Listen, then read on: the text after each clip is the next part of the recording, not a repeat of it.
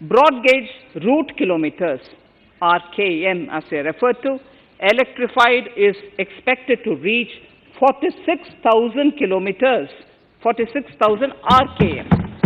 That is 72% by end of 2021 from 41,548 RKMs on 1st October 2020. 100% electrification of broad gauge routes will be completed by December 2023. For passenger convenience and safety, the following measures are being proposed. We will introduce the aesthetically designed Vista Dome LHB coach on tourist routes to give better travel experience to passengers. The safety measures undertaken in the past few years have borne results. To further strengthen this effort, high-density network and highly utilized network routes of Indian Railways will be provided with an indigenously developed automatic train protection system that eliminates train collision due to human error. I am providing a record sum of 1,10,055 crores for railways, of which 1,07,100 crores is for capital expenditure only. Urban infrastructure.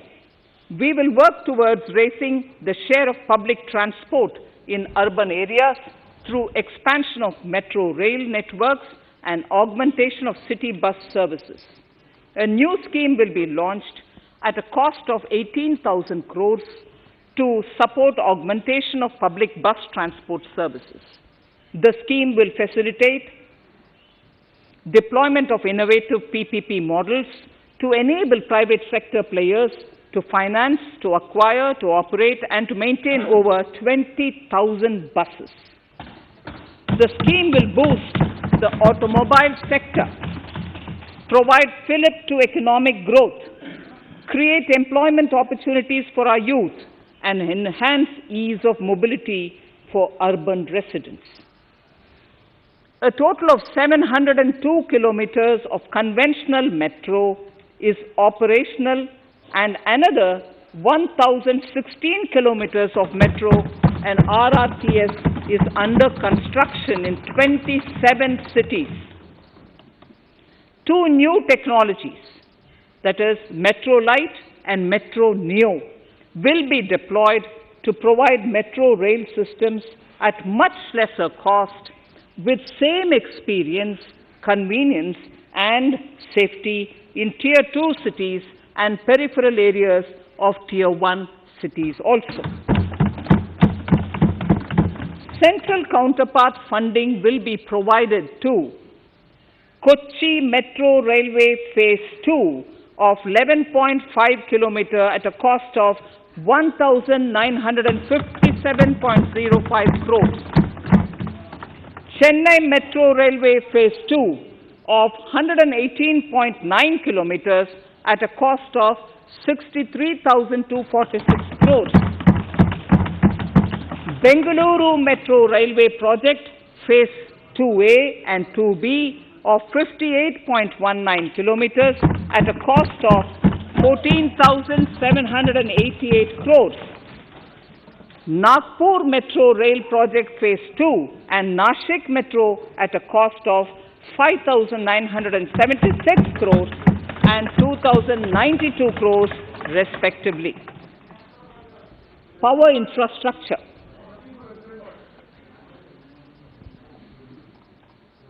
The past 6 years have seen a number of reforms and achievements in power sector. We have added 139 gigawatts of installed capacity, connected an additional 2.8 crore households, and added 1.41 lakh circuit kilometers of transmission lines.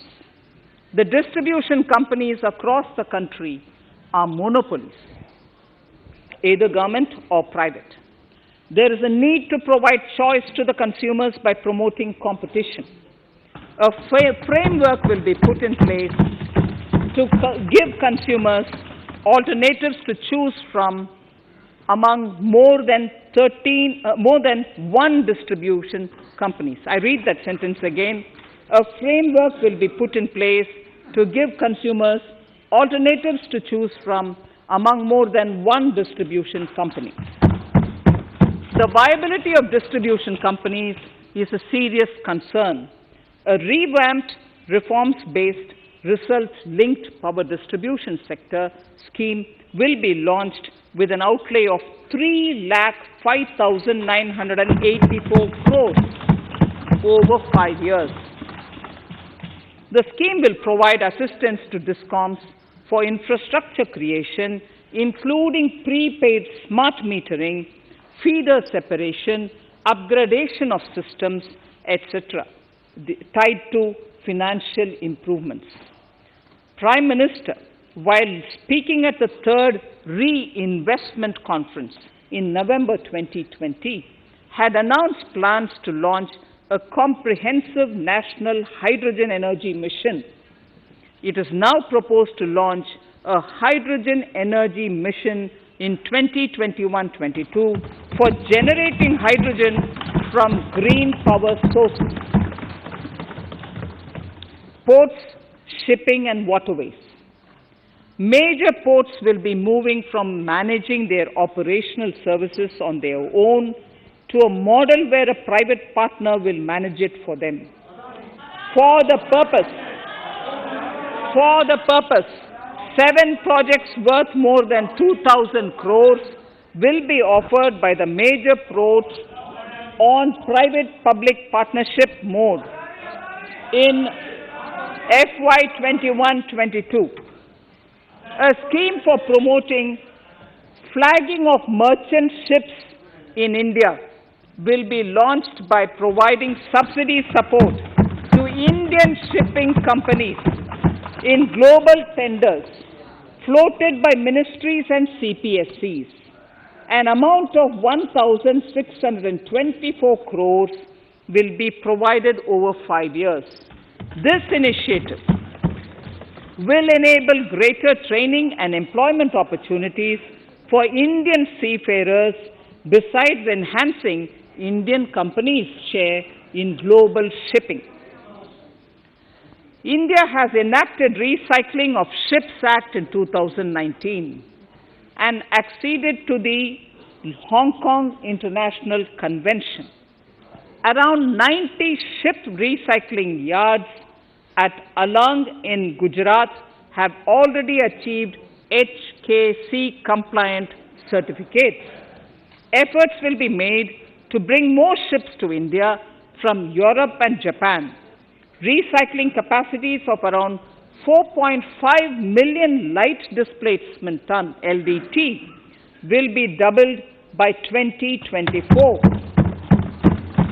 This is expected to generate an additional 1.5 lakh jobs for our youth. Petroleum and natural gas. Our government has kept fuel supplies running across the country without interruption during the COVID-19 lockdown period. Taking note of the crucial nature of the sector in people's lives, the following key initiatives are being announced. 1. Ujjwala scheme, which has benefited 8 crore households, will be extended to cover 1 crore more beneficiaries. We will add 100 more districts in next 3 years to the city gas distribution network. A gas pipeline project will be taken up in the Union Territory of Jammu and Kashmir. An independent gas transport system operator will be set up for facilitation and coordination of booking of common carrier capacity in all natural gas pipelines on a non-discriminatory open access basis. Financial capital. I proposed to consolidate the provisions of the SEBI Act 1992, Depositories Act 1996, Securities Contracts Regulation Act 1956, and Government Securities Act 2007 into a rationalized single securities markets code. The government would support the development of a world-class fintech hub at the GIFT IFSC. To instill confidence amongst the participants in corporate bond market during times of stress and to generally enhance secondary market liquidity, it is proposed to create a permanent institutional framework. The proposed body would purchase investment-grade debt securities both in the stressed and normal times and help in the development of the bond market. In the budget 2018-19, government had announced its intent to establish a system of regulated gold exchanges in the country. For the purpose, SEBI will be notified as the regulator, and Warehousing Development and Regulatory Authority will be strengthened to set up a commodity market ecosystem arrangement, including vaulting, assaying, logistics, etc., in addition to warehousing. Towards investor protection, I propose to introduce an investor charter as a right of all financial investors across all financial products.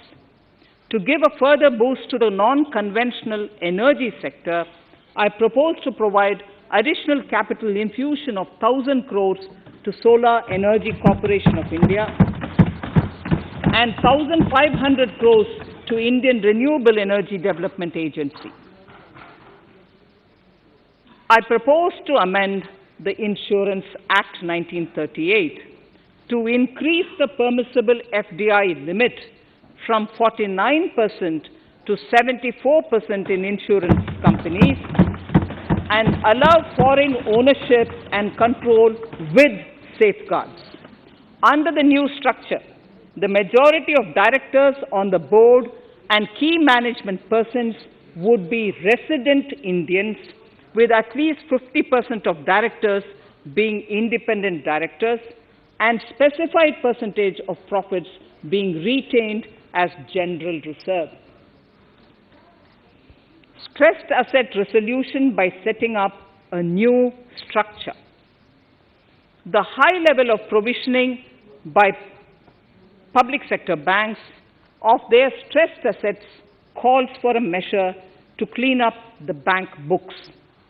An asset reconstruction company limited and asset management company would be set up to consolidate and take over the existing stressed debt and then manage and dispose of the assets to alternative investment funds and other potential investors for eventual value realization.